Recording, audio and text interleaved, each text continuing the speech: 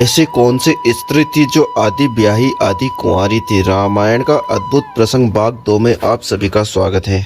राजा दशरथ अपने घोड़े पर सवार होकर के अयोध्या के लिए निकल पड़े। उनके मन में उत्साह और गर्व का भाव था कि उन्होंने एक ऐसी कन्या को अपने लिए चुना था जो साहसी और आत्मनिर्भर है। इस प्रकार उस गंधर्व कन्या के साथ गंधर्व विवाह करके महाराजा दशरथ, गंधर्व विवाह उसे कहते हैं जिसमें केवल मन और वचन का मेल होता है, वही महाराज दशरथ और गंधर्व कन्या के बीच हुआ इसे आधा विवाह कहते हैं, क्योंकि केवल वरमाला और वचन हुआ था। वैदिक रीति रिवाज के अनुसार विवाह की बाकी रस्में अभी बाकी होनी थी। महाराज दशरथ ने स्पष्ट कहा था कि वह बारात लेकर के आएंगे, तब पूरी तरह से सारी रस्में निभाई जाएगी। जब वह विवाह संपन्न माना गया, गंधर्व कन्या ने महाराज दशरथ की बात पर विश्वास किया और वृक्ष के नीचे बैठकर शांत मन से उनकी प्रतीक्षा करने लगी। उधर महाराज दशरथ अपने राज्य अयोध्या के लिए लौट गए और यह सोचते हुए कि वह जल्द ही अपनी नई जीवन संगनी को सम्मान पूर्वक अपने महल में लेकर के आएंगे। महाराज दशरथ जब गंधर्व कन्या से वादा करके अयोध्या को लौटे तो उनके मन में उत्साह था।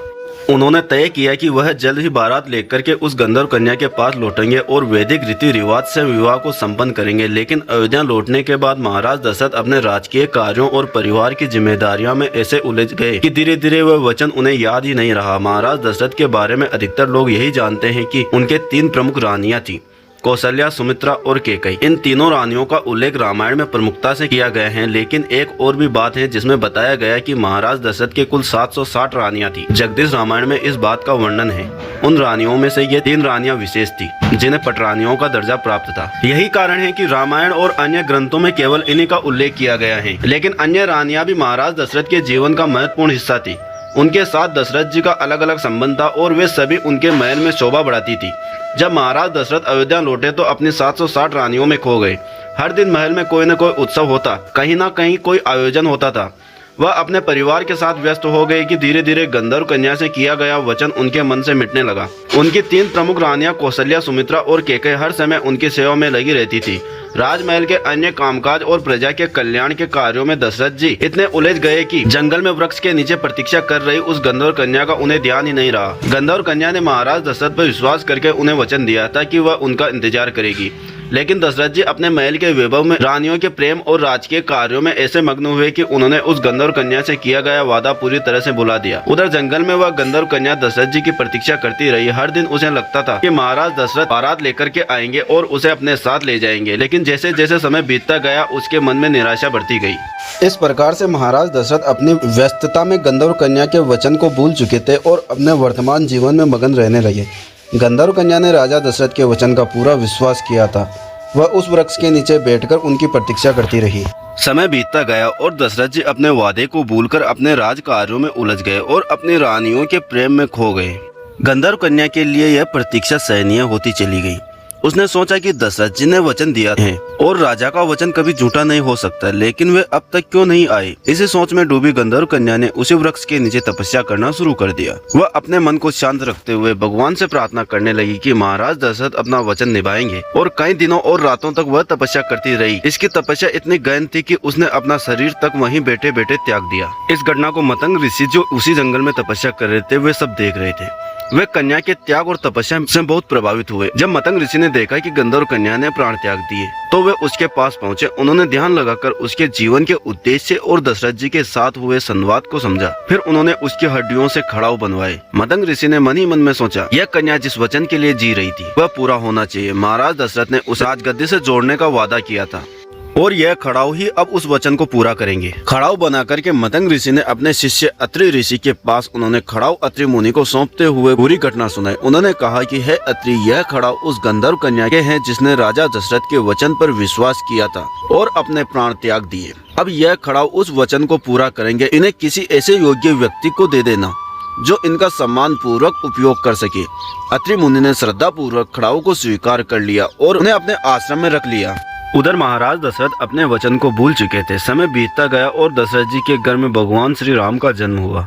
भगवान श्री राम बड़े हुए और एक दिन कैकेयी के कहने पर उन्हें वनवास का आदेश मिला। भगवान राम, माता सीता और लक्ष्मण तीनों वनवास पर चले गए। वन में घूमते हुए वे अत्रि ऋषि के आश्रम में जा पहुंचे।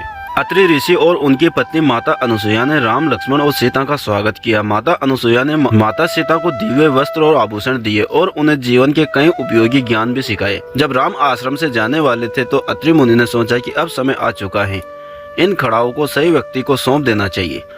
उन्होंने वही खड़ाऊ भगवान राम को भेंट करते हुए कहा कि हे राम, यह खड़ाऊ मतंग ऋषि के द्वारा बनाए गए हैं। इनका बड़ा महत्व है, इन्हें अपने पास रखो और उचित रूप से इनका उपयोग करो। भगवान राम ने उन खड़ाओं को बड़े आदर के साथ स्वीकार किया और उन्होंने जान लिया कि यह खड़ाऊ किसी विशेष उद्देश्य से लिए हैं। भगवान श्री राम ने उन्हें अपने साथ रखा और मतंग ऋषि भी वहीं पहुंच गए। मतंग ऋषि ने अपने शिष्य अत्रि ऋषि को धन्यवाद दिया और कहा कि तुमने जो यह खड़ाऊ भगवान राम को दिए हैं, यही काम उचित था, इन्हीं को देने थे। फिर भगवान राम ने उन खड़ाऊ को अपने पैरों में नहीं पहना, उन्हें अपने पैरों की जूती नहीं बनाया। उन खड़ाओं को एक वस्त्र में लपेटकर अपने भाई लक्ष्मण को दे दिए और कहा कि हे लक्ष्मण, इन खड़ाओं को अपने पास में रखो, इन्हें पैरों में नहीं पहनना है, आगे जंगल में नंगे पैरों ही चलना है, हम इन्हें नहीं पहनेंगे। बताया जाता है कि भगवान राम, लक्ष्मण और सीता चित्रकूट में मौजूद थे। उस समय राम के वनवास के निर्णय से हर कोई अयोध्या में दुखी था, लेकिन सबसे अधिक दुखी थे भरत। अपने बड़े भाई के बिना अयोध्या के राजमहल सोने लगने लगे थे। भरत ने अपने मन में निश्चय कर लिया कि वह राम से मिलने चित्रकूट जाएंगे और उन्हें वापस लेकर अयोध्या आएंगे। भरत जी ने अयोध्या से चित्रकूट की यात्रा की। उनके साथ गुरु वशिष्ठ जी और कई अन्य राज परिवार के सदस्य भी मौजूद थे।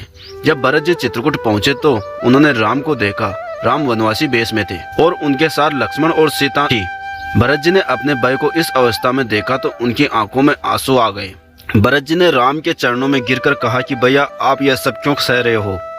आप जैसे धर्मपरायण राजा को वन में रहने की क्या आवश्यकता है? आप कृपया करके अयोध्या में लौट चलें और राज सिंहासन पर बैठकर राज्य का संचालन करें। मैं अयोध्या का राजा बनने के योग्य नहीं हूँ। भगवान राम ने भरत को उठाते हुए कहा कि भरत, तुम्हारा यह प्रेम मेरे लिए अनमोल है, लेकिन तुम यह क्यों भूल रहे हो कि यह वनवास मुझे पिताजी के वचन को निभाने के लिए मिला है। धर्म का पालन करना मेरा सबसे बड़ा कर्तव्य है। यदि मैं इस समय अयोध्या लौट गया तो पिताजी का वचन अधूरा रह जाएगा। यह मेरे लिए सबसे बड़ा अधर्म होगा।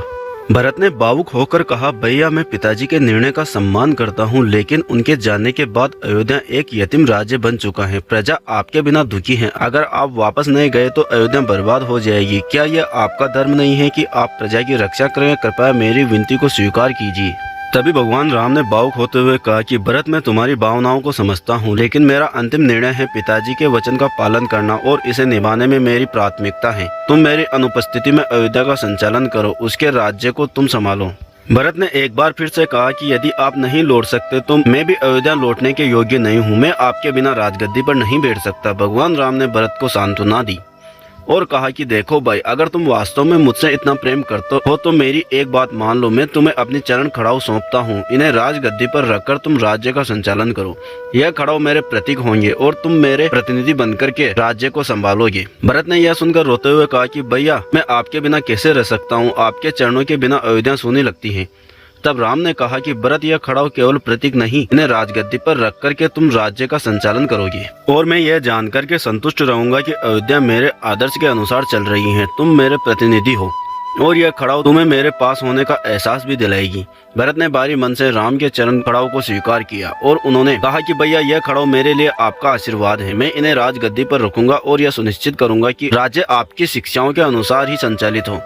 लेकिन मैं यह प्रतिज्ञा करता हूँ, जब तक आप वापस नहीं आएंगे मैं स्वयं राजगद्दी पर नहीं बैठूंगा। मैं अपने जीवन को एक तपस्वी की तरह जीऊंगा और आपकी प्रतीक्षा करूंगा। भगवान राम ने भरत को गले लगाते हुए कहा कि भाई, तुम्हारे इस त्याग ने मुझे गर्व से भर दिया है। मैं तुमसे यही अपेक्षा करता हूँ कि अयोध्या की प्रजा तुम पर विश्वास करती है, तुम उनके लिए वही करोगे जो मैं करता हूँ।